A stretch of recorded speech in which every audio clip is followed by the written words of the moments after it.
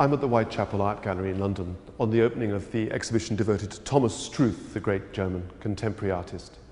Struth is a member of that generation that was born in Germany just after the Second War. His concerns have been various and many. Here we see a series of pictures, the Paradise series that he started in the late 1990s, which clearly ask questions about the state of the planet and where it's headed, and look at something original about the way that things used to be before we tampered with them. Struth is often described as being a member of the Dusseldorf school. What that means is that he was a pupil of the great German objective artists Berndt and Hiller Becher. He was also, at one time, a pupil of perhaps the greatest of all German contemporary artists, Gerhard Richter. His concerns, as I say, are various, and one of the things we very much hope to do is to ask him what connects the different subjects that he's tackled.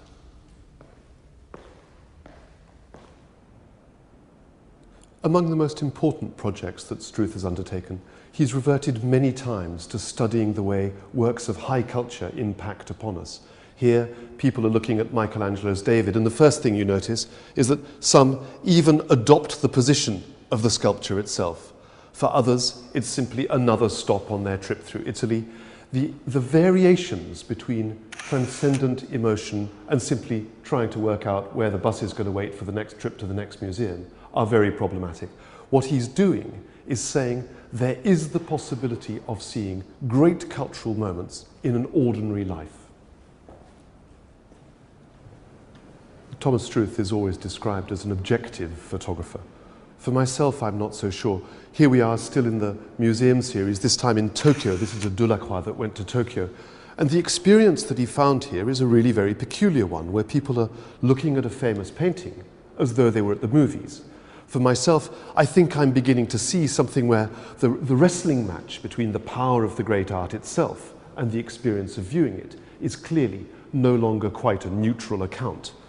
By the time you get to the great self-portrait, here, Albrecht Dürer's self-portrait, Struth has allowed himself to creep into the picture. That figure on the right-hand side, we're told, is him. That's the artist. So the crowd has disappeared. What you have now is just the great cultural artifact that we're supposed to be looking at, and some hint at the strange power of the experience of looking, the experience of being absorbed by it.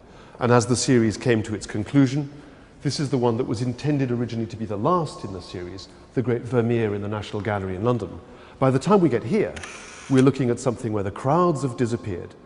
Only the power, the aura of the painting itself is all that remains. This spotlight of light around it, this awkward sense that the corner is so still and so peaceful, and that something has happened to us as viewers. We're a far cry from the great crowd of gawpers in front of the David in Florence.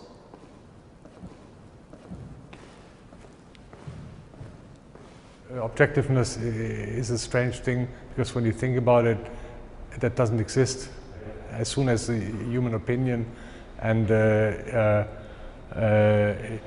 interpretation comes in, it's always subjective, and I choose the subject matter that interests me and that are here in the center of my heart or my, my thinking.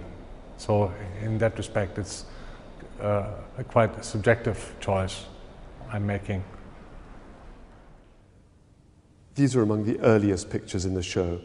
Struth in Dusseldorf, these are from the late 70s, already beginning to explore the fabric of society. These aren't architectural pictures as such, although they're clearly made in the street. They're really about how people forced to get along with each other will do. If you look here in particular, the old pre-war architecture is punctuated by these bits of new architecture, where a solution has been found to a problem in the development of the city. The symmetry became one of his hallmarks, a kind of symmetry which isn't symmetrical. It's a pattern, but people solve it the way they can. And he's taken that right through his career, and he's still doing something very similar with the new beehives of the Far East.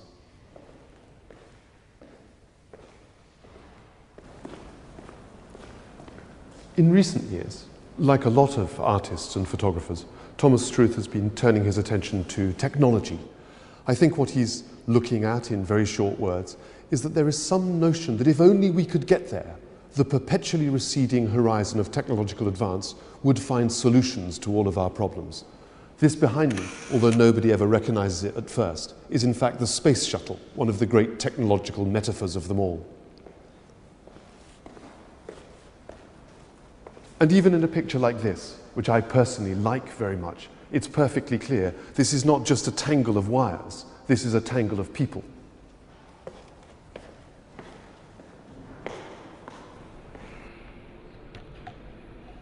Thomas has this very precise and very unique vision that he brings to the medium. There's a very particular, very distinct and discernible formal quality. I feel on the one hand space is created and on the other hand space is collapsed. And one of the things which is of course very fascinating now about this is that the images aren't digitally manipulated, that he uses a large format plate camera and really takes, in a way, a very old-fashioned photograph. I think that the pictures stand in their own right, and sometimes I'm being told, like, aren't the message is a bit too big, or somebody said, I mean, the aspirations or the ambitions are as big as the pictures, but for me it's like a starting point to mobilize myself, and then of course the pictures are out in the world, and it happens quite often that people see other things in them, which of course is uncontrollable, and I don't mind.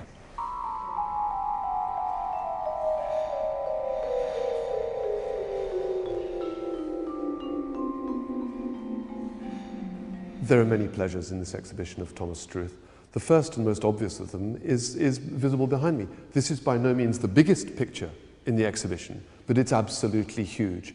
And some of these pictures invite the viewer to dive in and linger over the details in a way that is its own particular pleasure. The exhibition isn't arranged thematically. Lots of pictures bounce off each other in surprising and challenging ways, and that will be, I think, what most people will take from the whole experience, this idea that pictures which were made for one particular purpose can have echoes that are very different when seen against strange neighbours.